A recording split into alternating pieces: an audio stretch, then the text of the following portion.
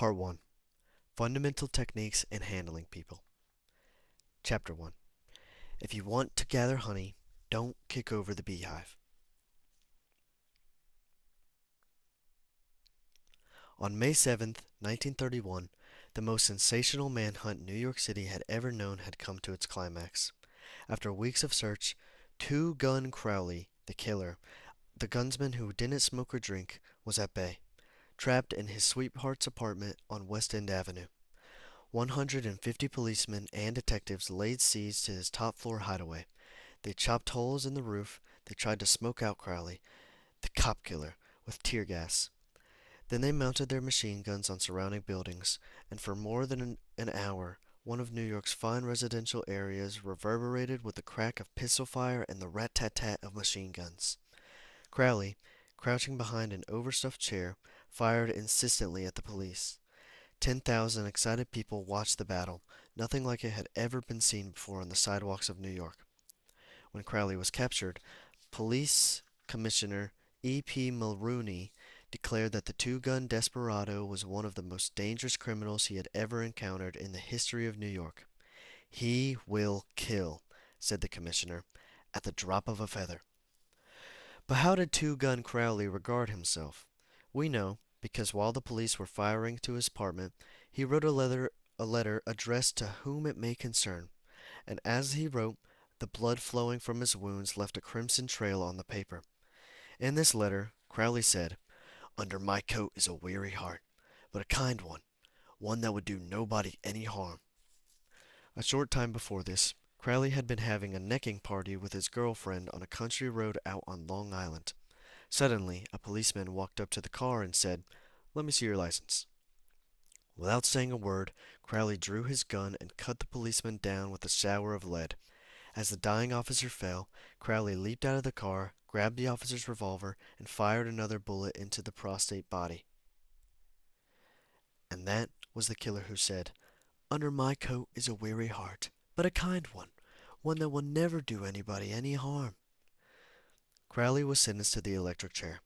When he arrived at the death house in Sing Sing, did he say, "This is what I get for killing people"? No.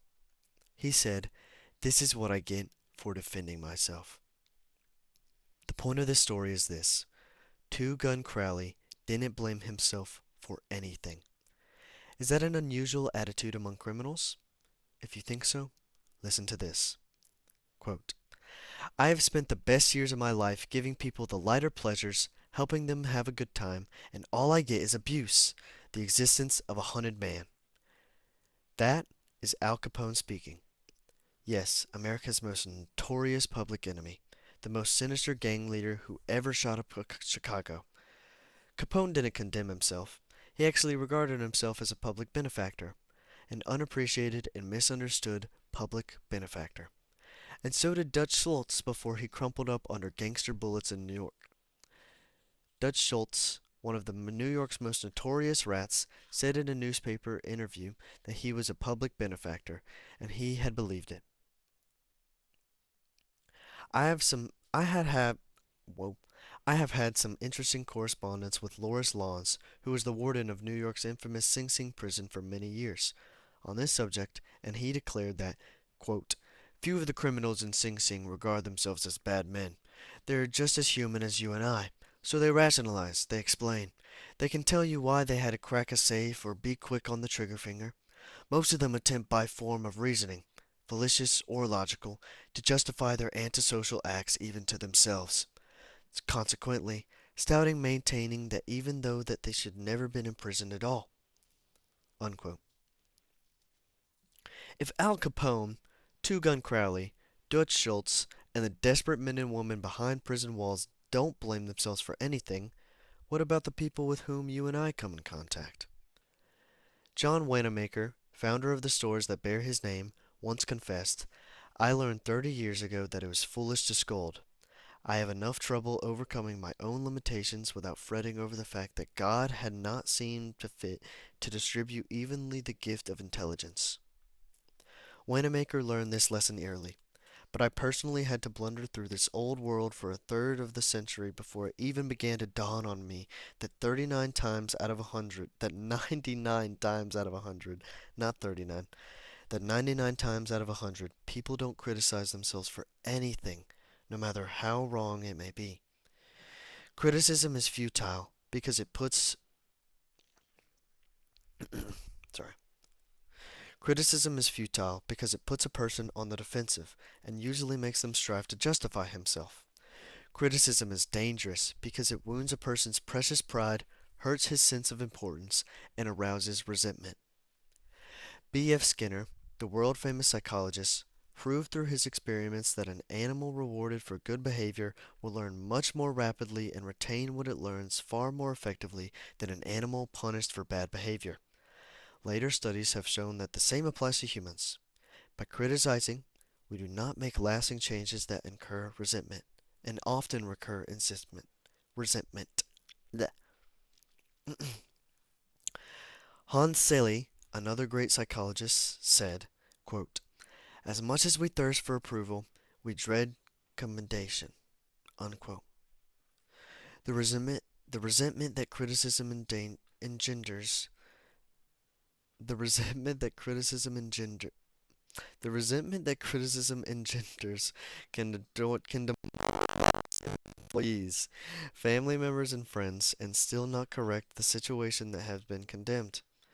George B. Johnston of Oklahoma, Enid, Enid, Oklahoma, Enid, Oklahoma, is the safety coordinator for an engineering company. One of his responsibilities is to see that the employees wear their hard hats wherever they are on the job in the field. He reported that whenever he came across workers who were not wearing hard hats, he would tell them with a lot of authority and of regulation that they must comply. As a result, he would often solely get acceptance, and often after he left, the workers would remove the hats. He decided to try a different approach. The next time he found some of the workers not wearing their hard hat, he asked if the hats were uncomfortable or they did not fit properly. Then he reminded the men in a pleasant tone of voice that the hat was designed to protect them from injury and suggested that it should always be worn on the job. The result was increased compliance with the regulation and no resentment or emotional upset.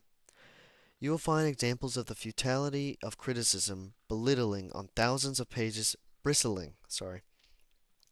You will find examples of the futility of criticism bristling on 1,000 pages of history. Take, for example, the famous quarrel between Theodore Roosevelt and President Taft, a quarrel that split the Republican Party, put Woodrow Wilson in the White House, and wrote bold, luminous lines across the First World War and altered the flow of history. Let's review the facts quickly. When Theodore Roosevelt stepped out of the White House in 1908, he supported Taft, who was elected president. Then Theodore Roosevelt went off to Africa to shoot lions. When he returned, he exploded. He denounced Taft for his conservatism. Sorry. He denounced Taft for his conservatism, tried to secure the nomination for a third term himself, formed the Bull Moose Party, and all but demolished the GOP. In an election that followed, William Howard Taft and the Republican Party carried only two states, Vermont and Utah, the most disastrous defeat the party had ever known. Theodore Roosevelt blamed Taft, but did President Taft blame himself? Of course not. With tears in his eyes, Taft said, "I don't see how I could have done any differently from what I have." Unquote. Who was to blame? Roosevelt or Taft? Frankly, I don't know, and I don't care. The point I'm trying to make is that all of Theodore Roosevelt's criticism didn't persuade Taft that he was wrong. It merely made Taft try to justify himself and reiterate with tears in his eyes, "I don't see how I could have done it any differently or from what I have." Unquote. Or take the Teapot Dome oil scandal. It take or take the Teapot Dome oil scandal.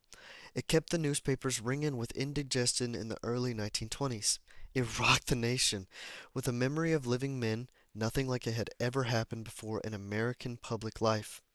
Here are the bare facts of the scandal. Albert B. Fall, Secretary of the Interior in the Harding's cabinet, was entrusted with the leasing of government oil reserves at Elk Hill and Teapot Dome. oil reserves that had been set aside for future use of the Navy. Did Secretary Fall permit confident bidding? No, sir. He handed a fat, juicy contract outright to his friend Edward L. Donaghy. And what did Donaghy do? He gave Secretary Fall what he pleased to call a loan of $100,000. Then, in the high-handed manner, then, in a high-handed manner, Secretary Fall ordered United States Marines to the district to drive off competitors whose adjacent wells were sapping oil out of Elk Hill reserves. These competitors, driven off their ground at the ends of guns and bayonets, rushed into court and blew the lid off the Teapot Dome scandal. A stench arose so vile that it ruined the Harding administration, nauseated an entire nation, and threatened to wreck the Republican Party, and put Albert B. Fall behind prison bars. Fall was condemned viciously, condemned as few men in public life have ever been. Did he repent? Never. Years later, Herbert Hoover and years later, Herbert Hoover and intimated intimated. Years later, Herbert Hoover intimated in a public speech that President Harding's death had been due to mental anxiety and worry because a friend had betrayed him. When Mrs. Fall heard that, she sprang from her chair, she wept. She shook her fist at fate and screamed, "What? Harding betrayed my Fall? No! My husband never betrayed anyone. This whole house full of gold would not tempt my husband to do wrong. He is one who had been betrayed and led to the slaughter and crucified." Unquote. There you are. Human nature in action. Wrongdoers blaming everybody but themselves. We're all like that. So when you and I are tempted to criticize someone tomorrow, let's remember Al Capone, Two Gun Crowley, and Albert Fall. Let's realize that criticisms are like homing pigeons. They always return home. Let's realize that the person we are going to correct and condemn will probably justify him or herself and condemn us in return. Or, like the gentle Taft would say, I don't see how I could have done anything differently from what I have. On the morning of April 15th, 1865, Abraham Lincoln lay dying in the hall bedroom of the cheap lodging house directly across the street from Ford's Theater, where John Wilkes Booth had shot him. Lincoln's long body lay stretched diagonally across a sagging bed that was too short for him. A cheap reproduction of the Rosa Bonheur's favorite painting, The Horse Fair, hung above the bed, and a dismal gas jet flickered yellow light. As Lincoln lay dying, Secretary of War Stanton said, "There lies the most perfect ruler of men that the world has ever seen." What was the secret of Lincoln's success in dealing with people? I had studied the life of Abraham Lincoln for 10 years and devoted all of 3 years to writing and rewriting a book entitled Lincoln the Unknown. I believe I have made as detailed and exhaustive a study of Lincoln's personality and home life as it is possible for any being to make. I had a special study of Lincoln's dealing with people. Did he indulge in criticism? Oh, yes. As a young man in the Pigeon Creek Valley of Indiana, he not only criticized, but he wrote letters and poems ridiculing people and dropped these letters on the country roads where they were sure to be found. One of these letters aroused resentments that burned for a lifetime. Even after Lincoln had become a practicing lawyer in Springfield, Illinois, he attacked his opponents openly in letters published in the newspapers. But he did this just once too often. In the autumn of 1842, he ridiculed a vain, punctitious, pung, what? Pugnacious. In the autumn of 1842, he ridiculed a vain, pugnacious politician by the name of James Shields. Cool name. James Shields. That's a cool last name. Spelled like a shield. Shields. I apologize. I'm restarting this paragraph. In the autumn of 1842, he ridiculed a vain, pugnacious politician by the name of James Shields. Lincoln lampooned him through an anonymous letter published in the Springfield Journal. The town roared with laughter. Shields, sensitive and proud, boiled with indignation. He found out who wrote the letter, leaped on his horse, started after Lincoln, and challenged him to fight in a duel. Lincoln didn't want to fight. He was opposed to dueling, but he couldn't get out of it and save his honor. He was given the choice of weapons, and since he had very long arms, he chose cavalry broadswords and took lessons in sword fighting from a West Point graduate, and on the appointed day, he and Shields met on a sandbar in the Mississippi River, prepared to fight to the death. But at the last minute, their seconds interrupted and stopped the duel. That was the most lurid that was the most lurid personal incident in Lincoln's life. It taught him an invaluable lesson in the art of dueling with people, dealing with people. Never again did he write an insulting letter. Never again did he ridicule anyone. And from that time on, he almost never criticized anybody for anything. Time after time, during the Civil War, Lincoln put a new general at the head of the army in Potomac, and each one in turn, McClellan, Pope, Burnside, Hooker, Meade, blundered tragically and drove Lincoln to packing, Packing, packing, packing the floor in despair. Half the nation savagely condemned the. Okay, I'm restarting this paragraph because I am insecure. Not insecure, but you know what I mean. I bet you're asleep by now anyway. Probably not. I love you. Okay.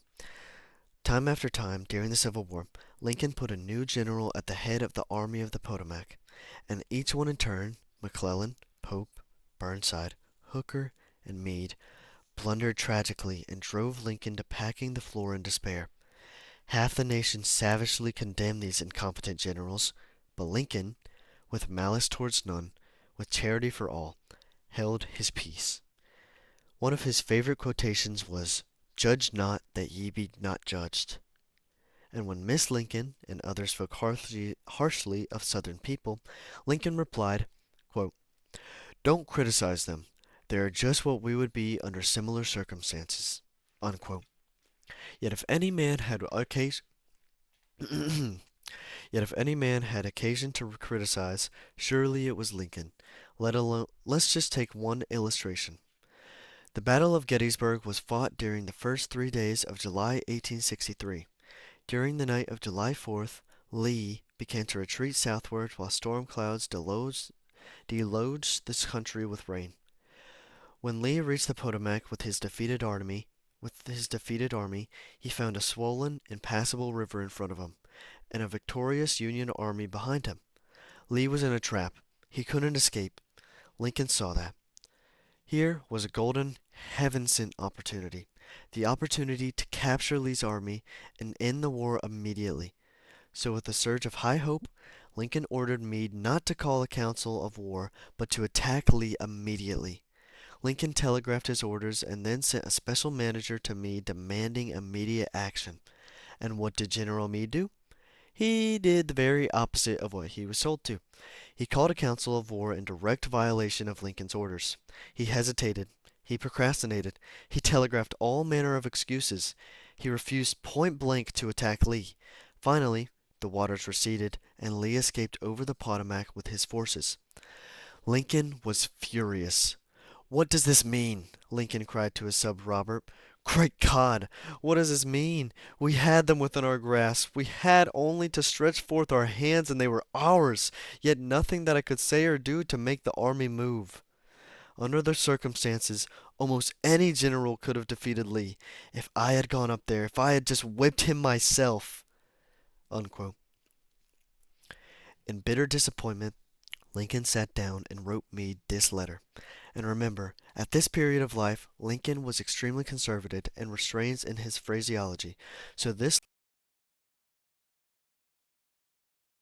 I apologize for that small break. My mic cut out.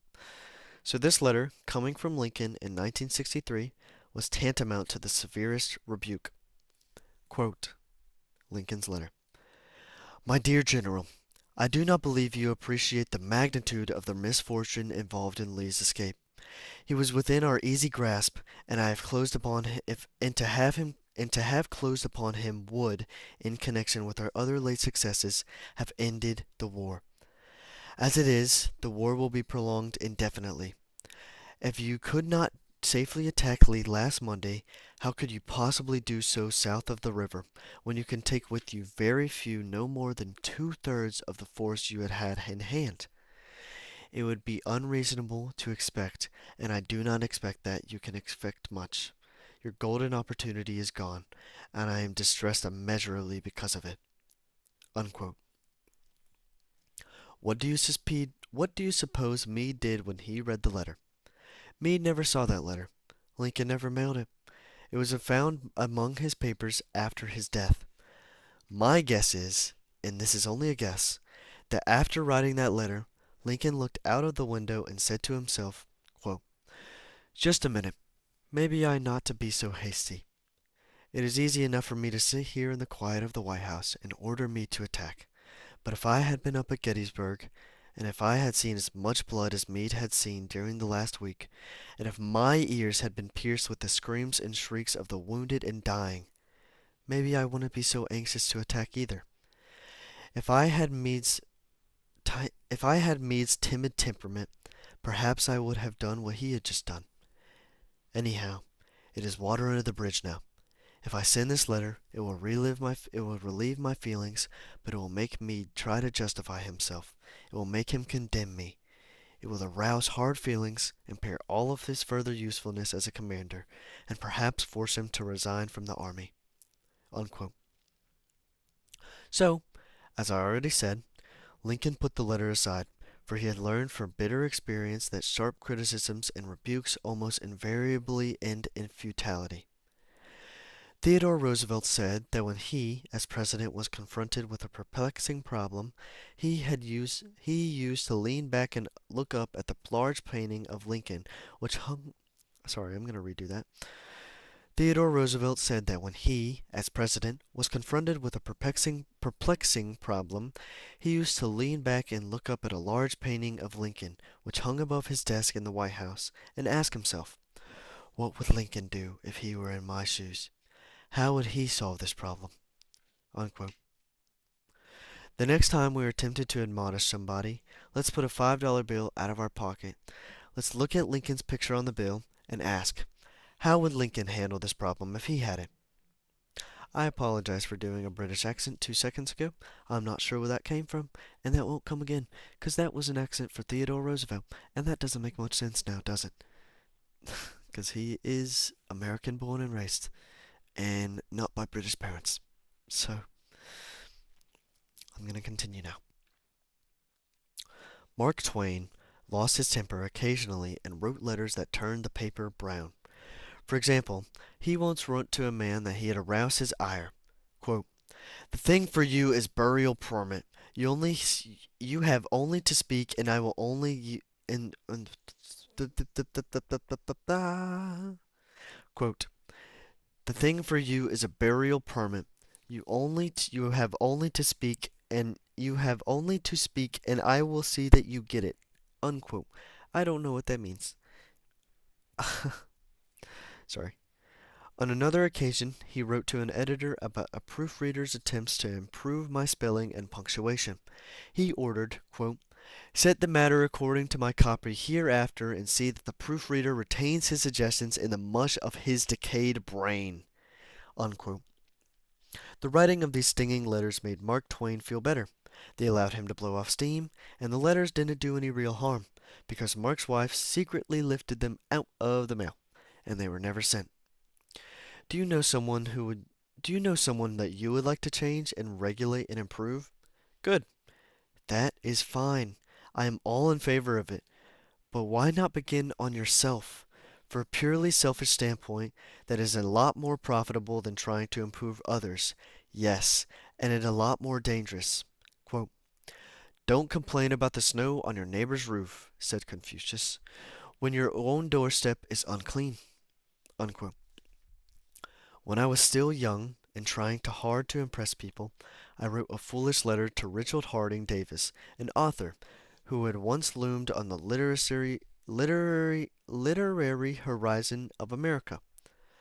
I was preparing a magazine article about authors, and I asked Davis to tell me about his method of work.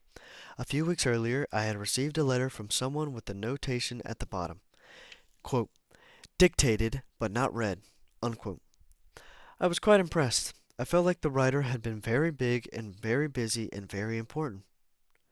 I wasn't in the slightest bit busy, but I was eager to make an impression on the Richard Howarding Davis, so I ended my short note with the words, quote, dedicated, but not read.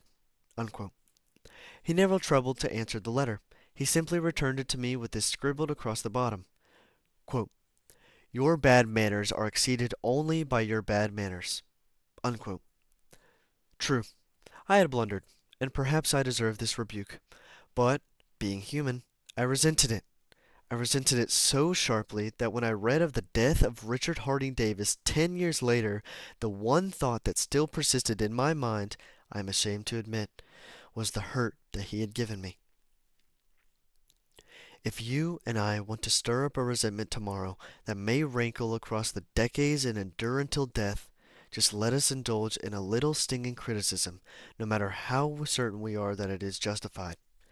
When dealing with people, let us remember that we are not only dealing with creatures that we are sorry. When dealing with people, let us remember we are not dealing with creatures of logic. We are dealing with creatures of emotion, creatures bristling with prejudices and motivated by pride and vanity.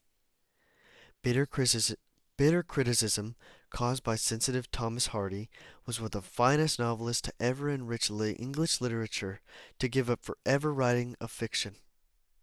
Criticism drove Thomas Chatterton, the English poet, to suicide.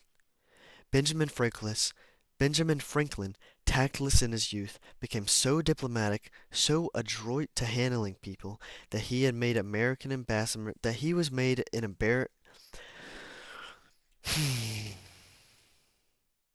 Benjamin Franklin, tactless in his youth, became so diplomatic, so adroit in handling people, that he was made American ambassador to France.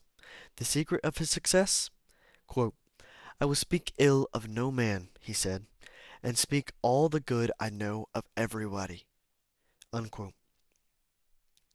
Any fool can criticize, condemn, and complain, and most fools do, but it takes character and self-control to be understanding and forgiving. Quote, a great man shows his greatness, said Carlyle, by the way he treats little men. Unquote. Bob Hoover, a famous test pilot and frequent performer at air shows, was returning to his home in Los Angeles from an air show in San Diego. As described in the magazine Flight Operations, at 300 feet in the air, both engines suddenly stopped. By deft maneuvering, he managed to land the plane, but it was badly damaged, although nobody was hurt. Hoover's first act after the emergency landing was to inspect the airplane's fuel. Just as he had expected, the World War II propeller plane had been fueled with jet fuel rather than gasoline. Upon returning to the airport, he asked to see the maniac who had serviced his airplane. The young man was sick with the agony of his mistake. Tears streamed down his face as Hoover approached. He had just caused the loss of a very expensive plane, and he could have caused the loss of 3 lives as well. You can imagine Hoover's anger. One could anticipate the tongue lashing that this proud and precise pilot would unleash for that carelessness. But Hoover didn't scold the mechanic. He didn't even criticize him. Instead, he put his big arm around the man's shoulder and said, quote, to show you I'm sure that you will never do this again, I want you to service my F-51 tomorrow. Unquote. Often parents are tempted to criticize their children. You would expect me to say, don't, but I will not. I am merely going to say, quote, before you criticize them, read one of the classics of American journalism, Father Forgets. Unquote. It originally appeared as an editorial in the People's Home Journal. We are reprinting it here with the author's permission, as condensed in the reader's disgust. Father Forgets is one of those little pieces which dashed off in a moment of sincere feeling, strikes an echoing chord in so many readers as to become percent parent sorry Father Forgets is one of those little pieces which, dashed off in a moment of sincere feeling, strikes an echoing chord in so many readers and to become a perennial reprint favorite. Since its first appearance, Father Forgets has been reproduced, writes the author, W. Livingston Larned. Quote, in hundreds of magazines, in house organs, and in the newspaper in the country over, it has been reprinted almost as extensively in many foreign languages. I have given personal permission to thousands who wish to read it from school, church, and lecture platforms. It has been on the air on countless occasions and programs. Oddly enough, college periodic peri, periodical peri, periodicals periodicals. Oddly enough, college periodicals have used it, and high school magazines. Sometimes a little piece seems mysteriously to click, and this one certainly did. Quote, Father Forgets by W. Livingston Larned. Listen, son, I'm saying this to you as you lie asleep. One little paw crumpled under your cheek, and the blonde curls stickily. Sorry. I thought for a second I would edit something out, and then I was like, wait a minute, I can't do that because I'm not editing it anymore. Which I'm really glad because this is a long video. I wonder if you're still awake. And I hope you're learning something from this. And I know it's a lot of examples, but it's okay. One moment.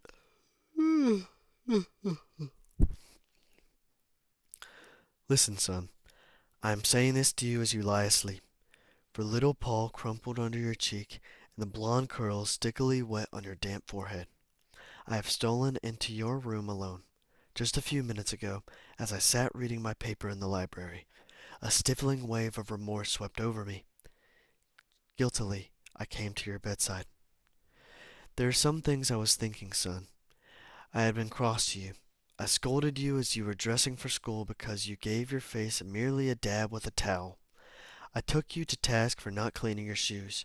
I called out angrily as you threw and when you threw some of your things on the floor. At breakfast, I found fault too. You spilled things. You gulped down your food. You put your elbows on the table. You spread butter too thick on your bread, and you started off to play as I made for my train. You turned and waved a hand and called, "Goodbye, Daddy." And I frowned, and I said in reply, "Hold your shoulders back." Then it began Then it began all over again in the late afternoon. As I came up in the road, I spied you, down on your knees, playing marbles. There were holes in your stockings. I humiliated you before your boyfriends by marching you ahead of me to your house. Stockings were expensive, and if you had had to buy them, you would be more careful. Imagine that, son, from a father. Do you remember later, when I was reading in the library, how you came in timidly, with a sort of hurt look in your eyes? When I glanced up over my paper, impatient at the interruption, you hesitated at the door. "What is it you want?" I snapped. You said nothing, but ran across in one tempestuous plunge, and threw your arms around my neck and kissed me, and your small arms tightened with an affection that God had set blooming in your heart, and which even neglect could not wither. And then you were gone, pattering up the stairs. Well, son, it was shortly afterward that my paper slipped from my hands, and a terrible sickening fear came over me. What has habit been doing to me? The habit of finding fault, of reprimanding. This was my reward to you for being a boy. It was not because I did not love you. It was that I expected too much of youth. I was measuring you by the yardstick of my own years. And there was so much that was good and fine and true in your character. The little heart of you was as big as dawn itself over the wide hills. This was shown by your spontaneous impulse to rush in and kiss me good night. Nothing else matters tonight, son. I've come to your bedside in the darkness, and I have knelt there, ashamed. It is a feeble atonement. I know you would not understand these things if I told them to you during your waking hours, but tomorrow I will be a real daddy.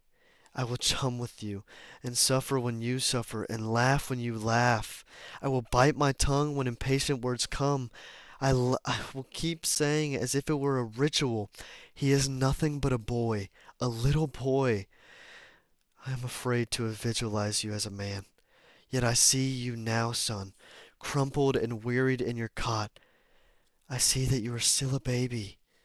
Yesterday you were in your mother's arms, your head on her shoulder. I have asked too much. Too much. Unquote. Instead of condemning people, let's try to understand them. Let's try to figure out what they do and why they do. It's a lot more profitable and intriguing than criticism ever will be, and it breeds sympathy, tolerance, and kindness. To know all is to forgive all. As Dr. Johnson said, God himself, sir, does not propose to judge man until the end of his days. So why should you and I? Principle 1. Don't criticize, condemn, or complain. End.